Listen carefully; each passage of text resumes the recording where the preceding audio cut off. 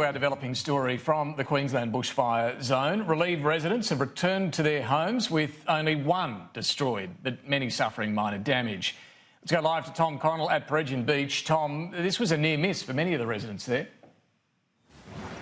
Yeah, that's the story here, David, how much worse it could have been. We're at the main street of Peregian Beach. You can see just opposite all these trees blackened. This is how close the fire front came here on Monday night when this situation became an emergency, when the fire was rushing towards this region, and firefighters managed to douse that enough so that, as you say, for the most part there was minor damage. So have a look here.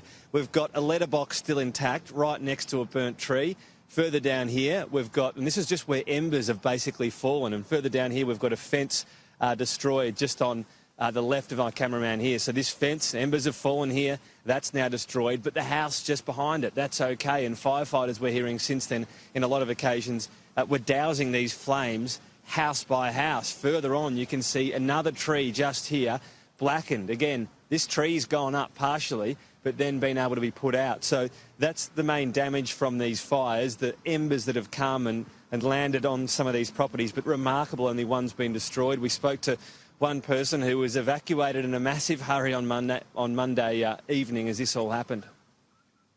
The embers were just horrendous. It was like Guy Fawkes night with showers everywhere, just raining on you. Yet here it wasn't so bad, so the wind had a major effect on it. My daughter lives about 2 kilometres west of here, and they had it all on footage, and they said to me, get the hell out of there. And Tom, what's the outlook for the fires still burning in that state? Look, there are a lot still, something in the order of 70 right across Queensland. In the area in the Gold Coast south of here, and also here in the Sunshine Coast, it's pretty good right now. They've got the fires in this region right under control, and a lot of situations they're in fact just having to go through and make sure some of the smouldering trees don't create more fires. That is a constant hazard. The concern is some of the weather in the future. It is getting a bit hotter and a bit windier, so a few degrees warmer Friday and Saturday. So not out of the woods yet, but it has been a situation as of last night and continuing today.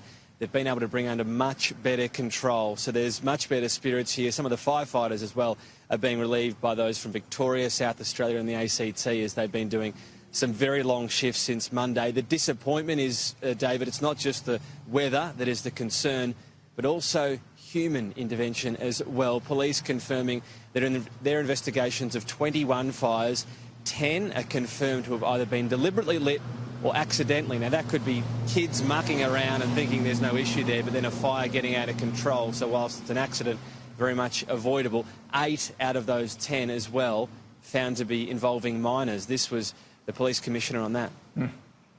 There have been 10 that have been deliberately lit. Of those, 8 have been solved, and of all 8, juveniles have been involved. Some of those have been cautioned, others have been dealt with through youth conferencing, and others noticed to appear, and there has been an arrest as well. So you can imagine, hopefully, some children out there learning a pretty important lesson. For the residents here, a lot of them were cleaning up and knowing that fires can be a threat here, have always been fastidious about making sure their yards don't have too many things in them that can catch a light.